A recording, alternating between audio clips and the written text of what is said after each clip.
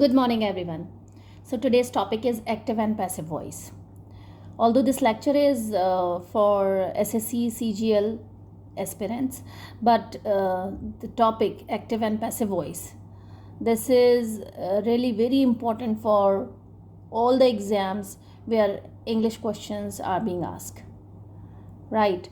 So, active passive तो बहुत ही important topic है, ग्रामर का टॉपिक है और जितने भी एग्ज़ाम्स हैं जहाँ पर इंग्लिश पूछी जा रही है सब में ये grammar active and passive voice का टॉपिक आता है. So before starting this topic I would like to tell you कि एक्टिव पैसिव आपको तब तक नहीं आएगा जब तक आप टेंस नहीं समझेंगे. बिना टेंस का ग्रामेटिकल स्ट्रक्चर समझे आप एक्टिव वॉइस से पैसिव वॉइस में चेंज नहीं कर पाएंगे. राइट. तो जितने भी एस्पिरेंट्स हैं दिस लेक्चर, ये तो लेक्चर बहुत बड़ा हो जाएगा अगर आप टेंसेस से स्टार्ट करके एक्टिव पैसिव तक जाएंगे तो. So briefly I am explaining active passive voice कैसे वर्क करते हैं, कैसे उन्हें चेंज किया जाता है एक्टिव से पैसिव में या पैसिव से एक्टिव में, क्वेश्चंस कैसे आते हैं SSC CGL में. I am gonna discussing all this things in this lecture. Right. And I request you to subscribe the channel, share कीजिए, लाइक कीजिए. और nowadays I'm getting so many good comments and this is really a motivation so that अब और ज़्यादा impressive videos बनाए जाएं. Explanation जैसा आप लोग के मैसेजेस आते रहते हैं, आप लोगों के कमेंट्स आते रहते हैं. सो अकॉर्डिंगली लाइक कई बारी कुछ स्पेसिफिक टॉपिक्स होते हैं जिनके बारे में आप लोग बोलते हो कि इनका एक्सप्लेनेशन होना चाहिए, तो आई डू दिस एंड ये काफ़ी ही अच्छा एक मोटिवेशन है. अगर और आगे भी आप लोग कमेंट्स करते रहिए. अगर कुछ लगता है आपको इम्प्रूवमेंट की ज़रूरत है तो भी आप कमेंट सेक्शन में लिख सकते हैं. कोई टॉपिक आपको ऐसा लग रहा है कि ये टॉपिक में आपको डिफ़िकल्टी आ रही है, पर्टिकुलर टॉपिक है, उसके ऊपर कोई लेक्चर आप चाहते हैं, you can write down in comment section. I'll definitely do. Okay, I'll make a video on it. Right. So this is, I have selected some active and passive voice और tenses हैं, तो आप easily समझ पाओगे उसे कि कैसे active voice में क्या था और passive voice में क्या था. सबसे पहले active voice और passive voice शुरू करने के पहले हम लोग समझेंगे कि transitive verbs क्या होती हैं और intransitive verb क्या होती हैं. Sentence में जैसे she sings a song, ये ट्रांजिटिव वर्ब है क्योंकि इसका एक ऑब्जेक्ट है, शी सब्जेक्ट है और सिंग्स वर्ब है एंड सॉन्ग जो है वो एक ऑब्जेक्ट है. तो ट्रांजिटिव वर्ब जो होंगी उनसे बन जाएगा एक्टिव से पैसिव. लेकिन जो इनट्रांजिटिव वर्ब्स होती हैं जैसे इट लुक्स अगली, इट लुक्स अगली, यहाँ ऑब्जेक्ट है ही नहीं तो ये इनट्रांजिटिव है. या फिर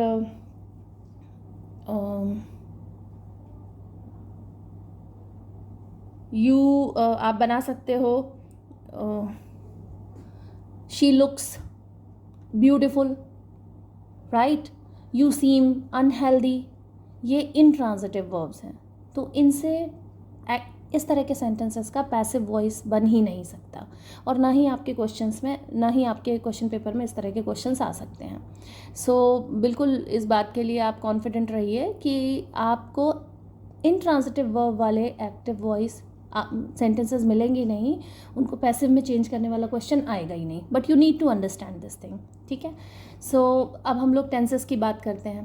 पहले तो प्रेजेंट, सिंपल प्रेजेंट जो है या प्रेजेंट इंडेफिनिट, यहाँ पर जैसे प्रेजेंट इंडेफिनिट का एक सेंटेंस है, एमा राइट्स अ लेटर. राइट. एमा राइट्स अ लेटर. सो एमा एक सब्जेक्ट है, राइट्स वर्ब है यहाँ और अ लेटर जो है ऑब्जेक्ट है. क्योंकि ये सिंपल प्रेजेंट का टेंस है तो पैसिव बनाते समय जो हेल्पिंग वर्ब लगेगी वो प्रेजेंट कंटिन्यूअस की लगेगी. एक एक सेंटेंस, एक एक टेंस हम आगे बढ़ते जाएंगे. जो सीक्वेंस है ना, present indefinite, present continuous, present perfect and present perfect continuous. ठीक है. ऐसे ही एक एक सेंटेंस हम पास्ट टेंस में भी बढ़ते जाएंगे. Past indefinite, past continuous, past perfect and past perfect continuous. Future में थोड़ा सा दिक्कत होगा, फ्यूचर कंटिन्यूअस में सिंपल फ्यूचर चेंज हो जाएगा. ठीक है. फ्यूचर कंटिन्यूअस के एक्टिव वॉइस बनते ही नहीं है, फिर वो अलग तरह से बनते हैं. जैसे Emma is going to write a letter. ठीक है. क्योंकि ऑलरेडी वहाँ पर बी लगा रहता है ना. फ्यूचर कंटिन्यूअस का सेंटेंस कैसे बनेगा, I will be buying some vegetables tomorrow, है ना, कल मैं कुछ सब्जियां खरीद रही होंगी, तो बी लगा रहता है वहाँ पर। अब इसको कैसे एक्टिव में चेंज करेंगे, इसलिए यहाँ पर नहीं होता है एक्टिव जो वॉइस है। उसी तरीके से जितने भी past present perfect continuous, past perfect continuous और फ्यूचर परफेक्ट कंटिन्यूअस, इनका भी पैसिव वॉइस नहीं बनता, ठीक है, ग्रामेटिकली, राइट। सो अब प्रेजेंट, सिंपल प्रेजेंट से देखते हैं। एमा राइट्स अ लेटर, क्या बन जाएगा passive, a letter is written by Emma. तो जो यहाँ एक्टिव में जो ऑब्जेक्ट था वो सब्जेक्ट के प्लेस पे आ जाएगा, और एक्टिव में जो सब्जेक्ट था वो ऑब्जेक्ट के प्लेस में आ जाएगा। अगर सिंपल प्रेजेंट टेंस है तो इज एम आर लगेगी, हेल्पिंग वर्ब, और वर्ब का थर्ड फॉर्म आएगा, write, wrote, written. Present continuous है तो बीइंग लग जाएगा, Emma is writing a letter is being written by Emma. Past simple, Emma wrote a letter was written by Emma. Past continuous, Emma was writing a letter was being written by Emma. Present perfect, Emma has written a letter has been written by Emma. Past perfect, Emma had written a letter had been written by Emma. Future simple, Emma will write a letter will be written by Emma. Future be going to, like Emma is going to write a letter is going to be written by Emma. अब model में कैसे बनाया जाएगा ये model, like Emma must write a letter, Emma must write a letter, Emma should write a letter, Emma can write a letter, ये सब कैसे बनेंगे। A letter must be written by Emma, a letter should be written by Emma, a letter can be written by Emma, her model में B लग जाएगा।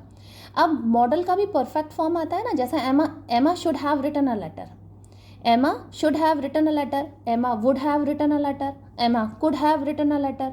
तो कैसे बनेगा ये, चेंज कैसे होगा। A letter should have been written by Emma, जैसा कि हमने फ्यूचर परफेक्ट या फिर पास्ट परफेक्ट या सिंपल परफेक्ट में देखा था। A letter should have been written by Emma, a letter could have been written by Emma, a letter would have been written by Emma, ठीक है। अच्छा, अब जो डिफ़िकल्टी लेवल हो सकता है इंटरोगेटिव सेंटेंस में, I have selected one example for you. जैसे एक्टिव में जो है वॉट, उसके बाद वर्ब लगा है, उसके बाद ऑब्जेक्ट है।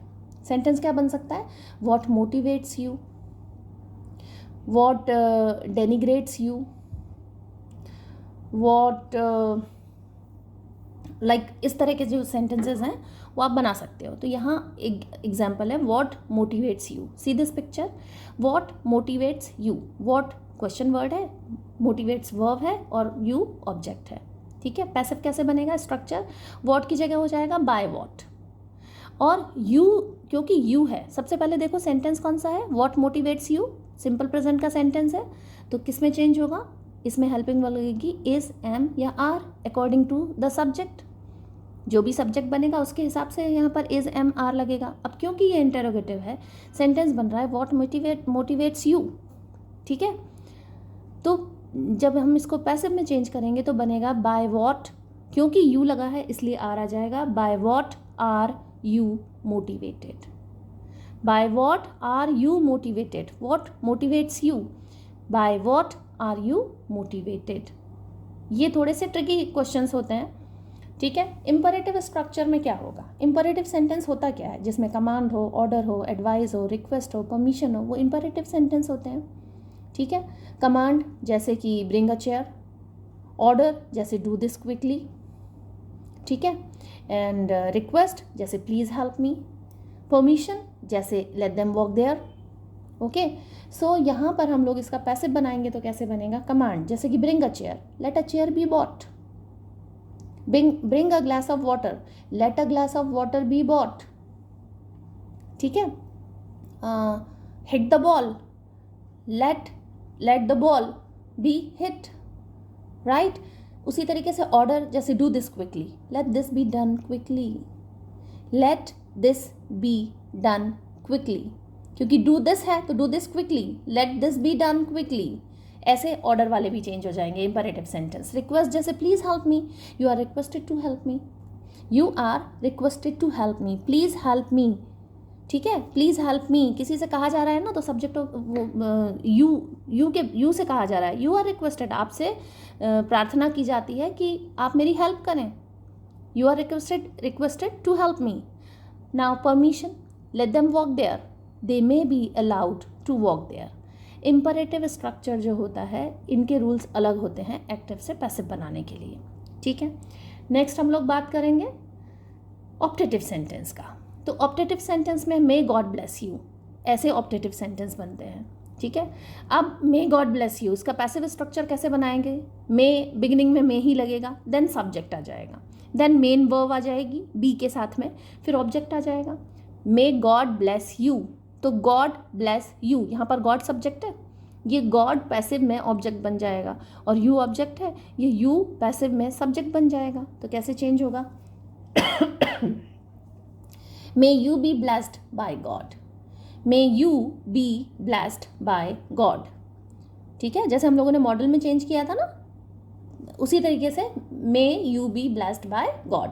एक्सक्लेमेटरी सेंटेंस देखिए, exclamatory sentences isn't change into passive voice since it's just a phrase. अगर फ्रेज है without any verb and object तो उस तरीके से चेंज नहीं होगा। बट एग्जाम्पल्स देखिए आप इसका, जैसे how nicely she eats an apple, she eats an apple, वो एक्सक्लेमेटरी एकदम आश्चर्यचकित होकर बोल रहा है कि वो कितने सही तरीके से एप्पल ईट कर रही है, right. How nicely she eats an apple, तो she eats an apple simple present का सेंटेंस है, से जैसे हम लोग सिंपल प्रेजेंट चेंज करते हैं उसी तरह से ये चेंज हो जाएगा।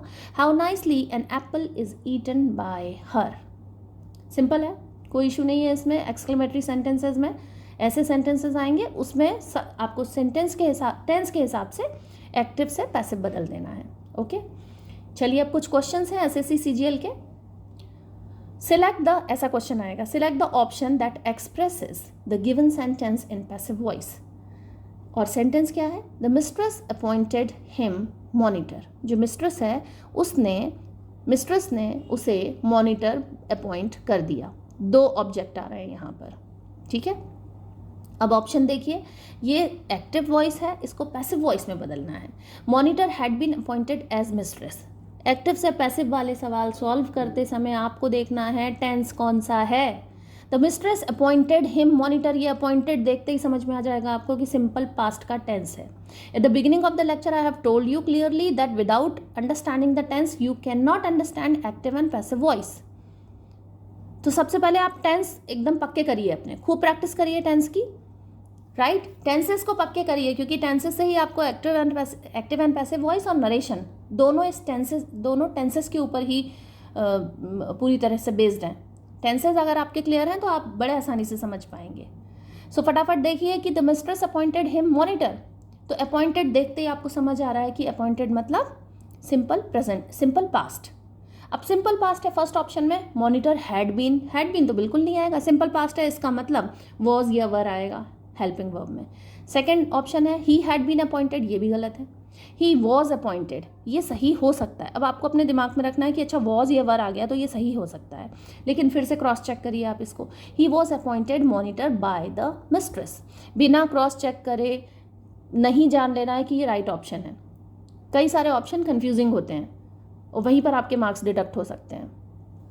सो he was appointed monitor by the mistress, mistress नहीं बनाया ना अपॉइंटेड, तो बाय द मिस्ट्रेस बिल्कुल आएगा यहाँ पर। ही was appointed monitor by the mistress, same meaning निकल रहा है, कॉन्टेक्चुअली ग्रामेटिकली दोनों तरह से सही है और ऑप्शन नंबर 3 ही आएगा यहाँ, ठीक है। Next question, so next question says select the option that expresses the given sentence in active voice. ये एक्टिव वॉइस में आपको ढूंढना है, पैसिव में दिया हुआ है, आपको एक्टिव ढूंढना है उसका। The cannons are being fired continuously by them, ठीक है। अब यहाँ पर भी आपको सीधे सबसे पहले देखना है टेंस कौन सा है। आर बीइंग लिखा हुआ है, आर बीइंग लिखा हुआ है, आर के साथ में बीइंग आ रहा है। अगर केवल आर आता और वर्ब का थर्ड फॉर्म आ जाता तो आपका होता सिंपल प्रेजेंट, लेकिन आर के साथ बीइंग भी दिया हुआ है। बीइंग जब भी लगता है समझ लीजिए कंटिन्यूअस टेंस है, तो प्रेजेंट कंटिन्यूअस टेंस बनेगा एक्टिव में। फर्स्ट ऑप्शन देखिए, दे फायर्ड कैनन्स, फायर्ड ये तो पास्ट एंड डेफिनेट बन गया, गलत है। They are firing the cannons continuously, ये हो सकता है, इसको एक बार keep it aside. Third one, they have fired ये तो प्रेजेंट परफेक्ट है, गलत है।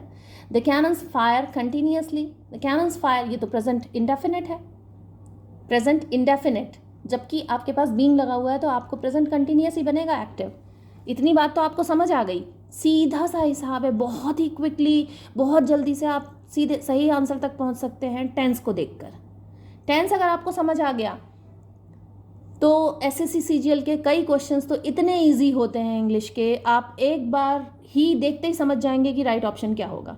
यहाँ भी राइट ऑप्शन टेंस से समझ में आ रहा है, they are firing the cannons continuously, क्योंकि आर बीइंग लिखा हुआ है, इससे हम समझ चुके हैं हम लोग कि ये तो प्रेजेंट कंटिन्यूस का टेंस है, तो एक्टिव में भी प्रेजेंट कंटिन्यूस आएगा, option number 2। Next, so the next question is select the option that expresses the given sentence in passive voice। Passive voice बनाना है अब आपको। मार्वल कॉमिक्स क्रिएटेड सुपरमैन, वापस से टेंस देखिए, Marvel comics created Superman, created से देखते ही समझ आ रहा है कि पास्ट इंडेफिनिट का सेंटेंस है। अब पास्ट इंडेफिनिट का सेंटेंस है तो पैसिव में क्या होगा, वॉज या वर लगेगा। देखिए फर्स्ट ऑप्शन में Superman was created by Marvel comics, ये हो सकता है। सुपरमैन वॉज क्रिएटेड, ये भी हो सकता है क्योंकि वॉज लगा है। सुपरमैन इज क्रिएटेड गलत है, मार्वल कॉमिक्स इज क्रिएटिंग गलत है। दो ऑप्शन में आप कंफ्यूज हो सकते हैं, इस क्वेश्चन के जो दो ऑप्शन है उसमें कंफ्यूजन है। Superman was created by Marvel comics and Superman was created. Superman was created यहाँ पर आधा ही सेंटेंस है, क्योंकि बाय मार्वल कॉमिक्स नहीं लिखा है। Superman was created, Superman create किया गया, लेकिन किसके द्वारा, वो मार्वल कॉमिक्स, क्योंकि एक्टिव में भी ये दिया हुआ है, एक्टिव वॉइस में ये दिया हुआ है। तो right option would be Superman was created by Marvel comics. Easy sentence आते हैं एक्टिव पैसिव के, अगर आपने टेंस देख लिए हैं, टेंस समझ लिए हैं तो नहीं आएगी दिक्कत। कुछ एक ट्रिकी क्वेश्चंस हो सकते हैं which I have explained in like when I have started this lecture, I have explained कि इंटरोगेटिव कैसे आएंगे या ऑप्टेटिव या इंपेरेटिव सेंटेंस के कैसे बनेंगे एक्टिव से पैसिव वॉइस। सो आज के लेक्चर के लिए इतना ही। चैनल को सब्सक्राइब कर लीजिए, लाइक कीजिए, शेयर कीजिए। Keep learning. Thank you so much.